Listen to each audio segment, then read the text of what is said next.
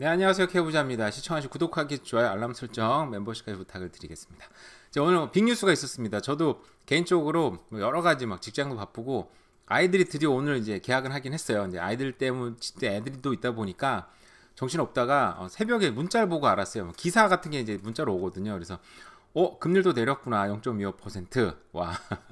나름대로 빅뉴스가 또 있었습니다. 3회 연속 이게 떨어뜨린 거잖아요. 그래서 와, 세상에 퍽퍽퍽 떨어뜨리는구나. 정말 이게 보면은 이때쯤 이렇게 떨어질 거라고 물론 많이 틀리긴 했지만 또 많은 전문가들이 얘기한 부분대로 물론 뭐 많이 더 떨어진다는 사람도 있었지만 그러니까 어쨌든 간에 0.25%가 지금 꾸준히 떨어지고 있기 때문에 집값이 어떻게 될 것인가, 부동산 어떻게 될 것인가. 물론 이제 금리 인하가 여기 이제 매클럼 총재도 얘기했지만 그 어떻게 보면 이제 부동산만 보고 이제 경제 정책을 하는 게 아니잖아요. 그러니까 부동산도 이제 캐나다의 중요한 경제의 한 부분을 차지하죠. 그리고 굉장히 큰 부분을 차지하기도 하고. 근데 그것뿐만 아니라 뭐 경제 전반에 걸쳐서 이제 봐야 되다 보니까 이제 경기 침체가 이제 눈앞에 다가온다고 얘기들을 하고 있잖아요. 그죠? 그리고 저번 주에 제가 이제 방송한 거에 대해 댓글이 좀 많이 달았는데 저도 직장생 하다 보니까 경기 침체가 막 뼈저리게 느껴지진 않아요, 솔직히. 근데 이제 제가 다니다 보면은 식당에 옛날에는 사람이 되게 많았는데 생각보다 사람이 좀 줄긴 주네라는 생각이 좀 들기도 하고, 그냥 제 삶이 빡빡한 부분도 있고 그 주변에 이제 또 자영업 하시는 분들이 그냥 저는 주워 듣는 얘기가 어디 식당 뭐 매출이 꺾였더라, 어디가 뭐 매출이 좀 많이 떨어져서 힘들어한대더라, 뭐 여러 가지 얘기를 듣다 보니까 경기 침체가 오긴 오는구나 라는 생각을 하긴 했어요. 안 오신다는 분들은 축복받은 거죠. 그분들은 뭐 어떤 걸 하실지 모르지만 또 잘 되고 있는 거니까, 그죠? 근데 어쨌든 간에 이제 0.6%가 떨어져서 지금은 이제 4.25%가 됐습니다. 웃긴 게 제가 지금 살고 있는 집이 이제 변동금리를 받아서 좀 떨어져서 이제 딴 걸 다 떠나서 일단은 페이먼트가 조금 주니까 저는 이제 그게 반가운 부분도 있어요. 경기 침체가 또 한편 온다고 하지만. 근데 웃긴 게 지금 이 집보다 제가 갖고 있는 작은 콘도가 이자율이 높아졌어요. 저거는 또 고정금리로 받았거든요. 그때 제가 이제 워낙 지출이 많다 보니까 고정금리를 또 받아야 되는 상황이 됐던 거예요. 그때는 또 변동금리 높았거든요. 저는 앞으로 어쨌든 떨어진다고 하니까 변동금리로 받고 싶었는데 그때는 높다 보니까 어쩔 수 없이 고정으로 받아서 오히려 지금은 떨어져서 또 더 비싸게 지금 이자를 내고 있어요.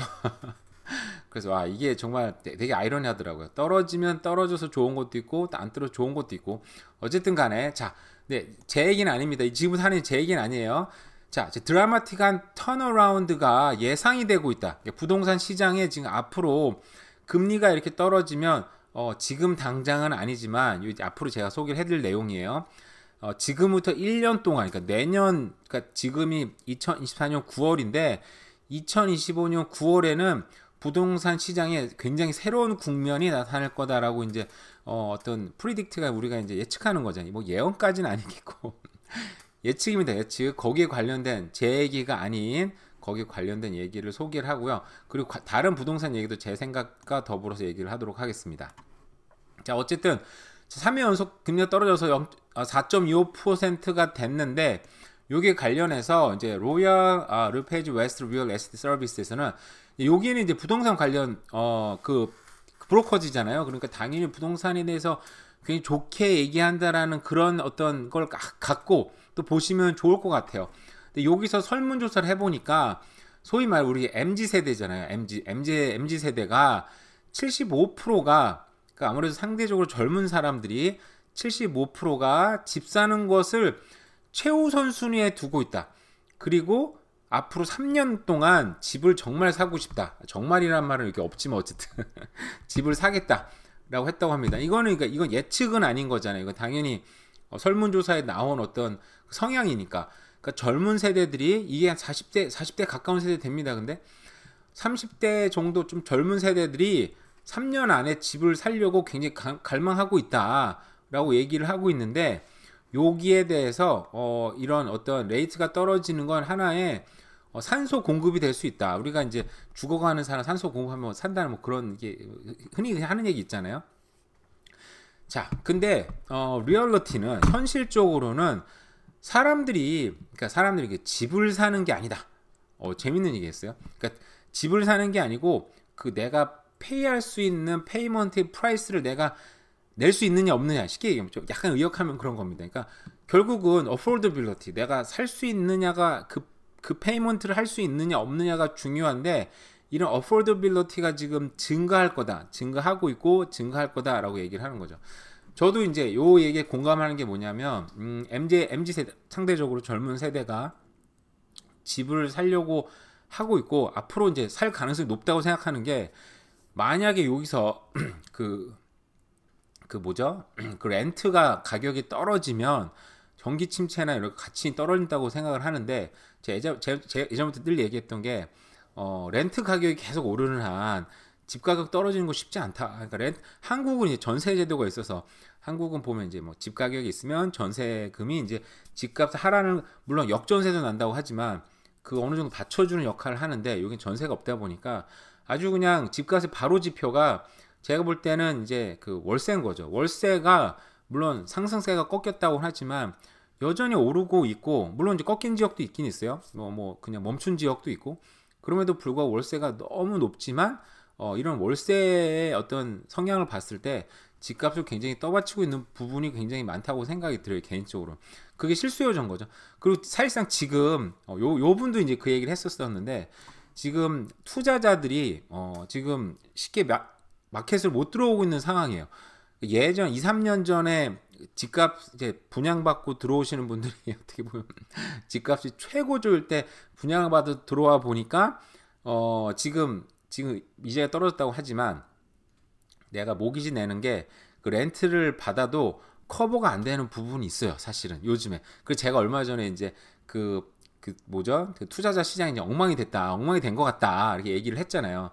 근데 그런 게 이제 커버가 안 되니까 투자자들이 들어올 이유가 없는 거죠, 사실은 지금. 왜냐하면 사면은 물론 이제 전체적으로 보면은 내가 그럼에도 불구하고 이익은 손해라고 볼 수는 없는데, 당장 내 뭐 주머니에 이익되는 부분이 없다 보니까 투자자들이 지금 어떤 집 가격에 지금의 모기지 내는 그 이자율에 들어오기가 쉽지 않은 부분이 있는 거죠. 일반 서민들 같은 경우는 뭐 부자들이야 그런 거 상관없이 현찰로 사면 뭐 그런 거에 또 상관없는 부자들이 있겠지만, 이런 사람들이 결국 어폴더빌리티가 증가하면서 올라갈 것 같고, 집을 더 사면서 들어올 것 같고, 그러니까 지금 브렌트우드 지역이나 아니면 뭐 서리 센트럴 지역에 매물들이 굉장히 많다라고 얘기를 했어요. 저는 이제 잘 모르지만 뭐 이런 부동산 회사 운영하는 사람들 통계에서 잘 나와 있겠죠, 훨씬 더.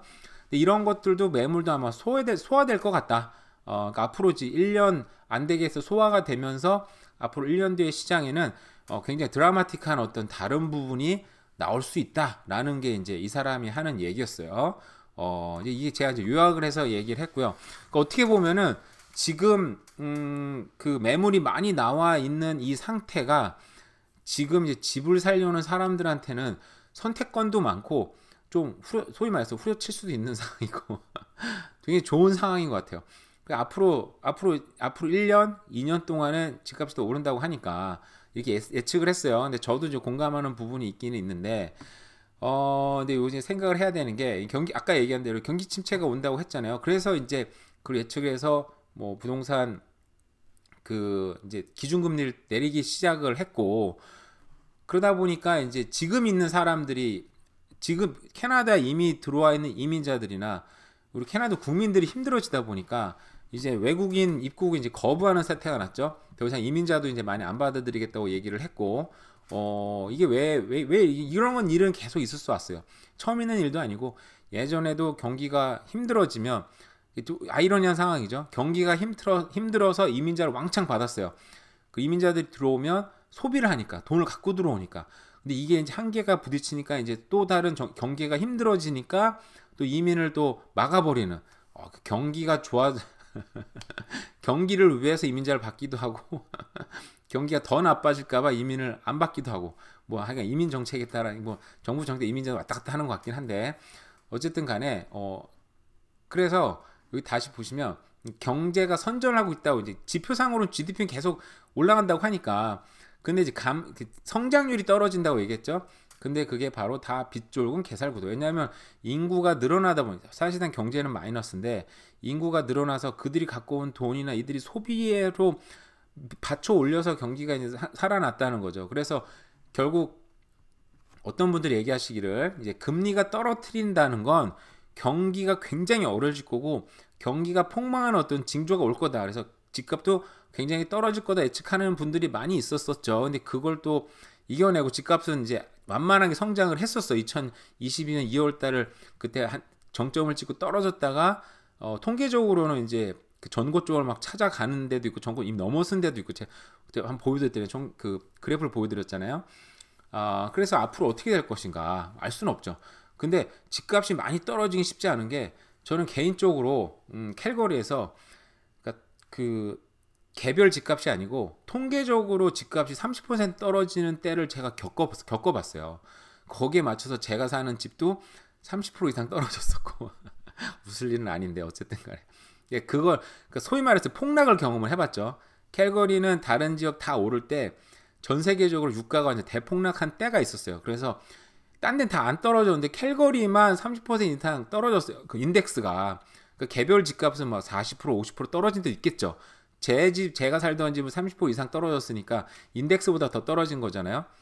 그래서 그때 생각을 해보면 집값이 그렇게 소위 말하는 폭락 수준을 가려면 정말 꼭 그 전에 나와야 되는 게 엄청난 실업자 수가 나와야 되더라고요. 제가 직접 경험해 보니까 알겠어요, 그거는.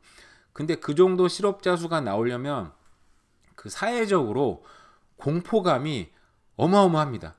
그러니까 저는 그때 그냥 직장 생활 하니까 사실 그걸 크게 느끼진 않았는데 한국 사람들 모인 데 가잖아요. 그럼 정말 다 그 얘기예요. 누구누구 돌아갔대, 한국 돌아갔대. 캘거리 다운타운 망한대. 캘거리 다운타운 가면 완전 유령도시 됐어. 큰일 났어. 캘거리 망할 것 같아. 정말 그 공포감이 어마어마해요.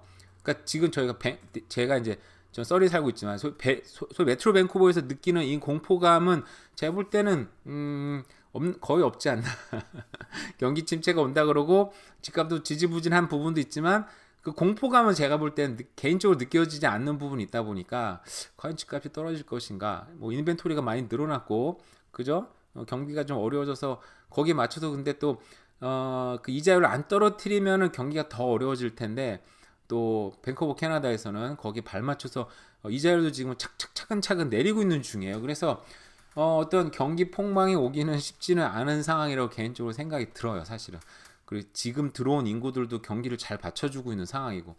그래서 어떻게 보면 지금 집 살려는 분들한테는 되게 좋은 기회가 될 수도 있고 앞으로 시간이 또 1년, 2년 지나면 집값도 굉장히 좀 좋다고 얘기하시긴 그렇고 떨어지지 않고 뭐 완만한 상승이 어떤 상승세가 이루어지지 않을까라고 인플레이션 계속 있지 않습니까? 그죠? 인플레이션에 맞춰서 최소한 상승은 이루어질 거라고 생각하는 게 제 생각이에요. 네. 이 다음 뉴스는 뭐 워킹 폴 이것도 불허했다. 뭐 그만큼 이제 사람을 막고 있는 중이긴 하니까. 네. 그다음 뉴스 볼게요. 자, BC주 프레이저 밸리의 성장에 청정 전력으로 샘을 불어넣는다. 여기서는 제가 이제 그냥 그 BC주가 향후 10년 동안 칠리와 아버츠포드, 미션, 호프, 해리슨 핫스프링 쪽에 10억 달러 규모의 1조 원 거죠. 한국 돈 그 맞나요? 틀리면 얘기 좀 해주세요.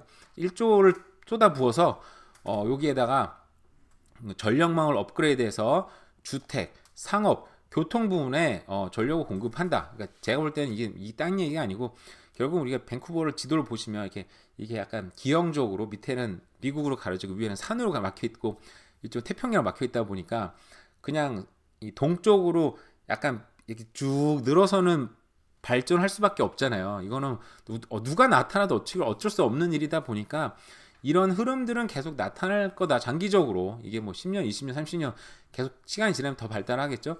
그런 거에 대한 어떤 상징적인 뉴스라고 생각해서 일단 퍼봤고요. 다음 뉴스는 저는 그냥 이 재미로 퍼왔어요. 벤조선이 나와 있어서 자, 코키틀란 벌크마운튼 지역 신설학교가 생기는데 이번 주에 공사가 시작되는데 2026년에 9월에 완공이 되는데 제가 이걸 왜 퍼왔냐면 이 학교는 이제 그 개교와 동시에 이제 굉장한 이제 명문학교로 성장할 것 같다라는 생각이 들었어요. 그 왜 그러냐? 그 지도를 보면 나오는데 이 지역 굉장히 좋은 지역이 부자 동네예요. 제가 최근에 가본 적 없고 예전에 여기가 약간 개발 거의 안 됐을 때 몇 번 지나가면서 요 동네는 좀 뭐 다운타운하고도 멀고 코키틀람에서도 좀 꽤 많이 들어가잖아요. 꽤는 아닌데 좀 들어가잖아요. 그래서 부자들이 자리 잡고 살기 좋겠다라는 생각이 들었고, 그래서 여기는 부자 동네로 되겠네라고 했는데 그렇게 개발되더라고요. 좀 보니까. 근데 거기에 한 복판에 학교가 자리 잡는데, 어떻게 보면 코키틀람은, 우리 트라이시티는 중학교가 있고 고등학교가 있잖아요. 그죠? 근데 여기 특혜를 줘서 제가 볼 때는 여기는 중고등학교 함께 들어가는 세컨더리를 만든대. 그리고 세컨더리는 원래 다른 지역들, 뭐 예를 들어서 뭐 썰이나 버나비도 세컨더리인가 맞나요? 그죠? 제가 알기로는 트라이시티만 중학교가 있는 곳이니까 그거를 무시하고 거기를 협력해가지고 세컨더리 학교를 만든대요. 그러니까 지도를 볼게요. 그래서 참 이 정도로 혜택을 주는구나 생각이 들었어요. 왜냐하면 제가 있는 썰이도 세컨더리가 있어요. 근데 저는 옛날에 이제 초등학교, 중학교, 고등 캘거리도 그랬거든요. 첫째는 그래서 초등학교, 중학교, 고등학교를 나왔는데 썰이 오니까 세컨더리가 있더라고요. 처음에 되게 낯설었는데 나중에 보니까 이거 되게 좋다. 초, 중, 고로 세분하지 말고 그냥 초등학교, 엘리멘터리, 그리고 세컨더리로 나누니까 학교를 두 번만, 그러니까 학교를 결국 한 번만 옮기면 되는 거예요. 넘어가면서 두 번 하면 애들이 스트레스 받잖아요. 근데 한 번만 하고 5년을 다니니까 학교 근처에 한 번 자리를 잡으면 그 고등학교를 5년 동안 다니는 거예요. 저는 오히려 더 단순하고 좋더라고요. 생각해 보니까. 그래서 근데 딴 데는 중학교가 있는데 벌크 마운트만 제가 볼 때는 좀 특혜라고 표현할게요. 나쁜 특혜는 아닌 것 같고, 이렇게 좋게 중고등학교를 세컨더리를 만들어서. 근데 여기 보시면요, 이 버클 마운틴도 보면 여기 공원으로 막혀 있죠. 그리고 이쪽도 강하고 뭐 농사 지역인가 막혀 있죠. 위로는 산으로 막혀 있고 밑으로는 막혀 있지는 않지만 뭐 도로가 많지는 않아요. 그래서 약간 이제 여기도 뭐 부자들의 전형적인 약간 고립 지역이라고 볼 수 있죠.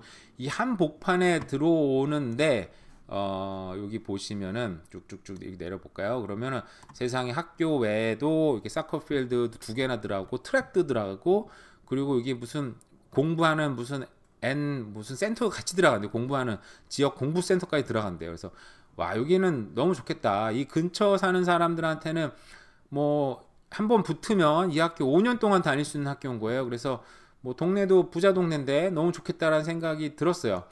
그리고 뭐 이거 보시면 여기 이제 그냥 이거는 이제 이 동네랑 전혀 관계가 없어요. 그냥 이렇게 좋은 동네가 형성이 되는구나 보여드리려고 아무데나 찍어볼게요. 한번 여기 단독주택이 많은 동네인데 여기 보시면 뭐 여기 그래도 타운홈이 있네요. 이거 나름대로 연식이 좀 있어 보이는데 몇 년이 된 건가 이 집은?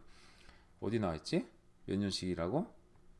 갑자기 지금 2012년. 그러면 이제 12년이나 된 타운홈이에요. 역시 타운홈인데 여기는 그래서 타운홈이라도 뭐 12억 가까이 되는, 그죠? 12억이죠. 12억이에요. 어딜 가냐면 스태틱스로 가서 통계를 보시면 랭귀지를 볼게요. 랭귀지를 보시면 여기가 이게 보시면 한국 사람이 좋아할 만한 곳이에요. 왜냐면 일단 영어 사용자들이 거의 50% 넘어요. 그러니까 한국 사람들은 한국 사람이 너무 많아도 싫고 동양 사람이 너무 많아도 싫고, 그죠?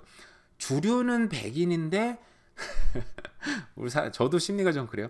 주류는 백인인데 그래도 아주 너무 한국 사람이 너무 적지도 않게 한국인 그룹이 어느 정도 형성이 되면서 외롭지 않게 그들과 함께 어울릴 수 있는 아주 아름다운 그런 하모니어스한 그걸 꿈꾸는데, 주류가 백인이면서 좀 부자 중국 사람도 괜찮잖아요. 한국 사람도 6점이 나쁘지 않아요. 그죠? 이렇게 좀 어울리는 괜히 이상적인 형태를 나타내고 있다. 이렇게 좋아할 것 같아요, 한국 사람들이. 하우징도 볼까요? 여기 보시면 오너 비율이 83.7%예요. 굉장히 높죠.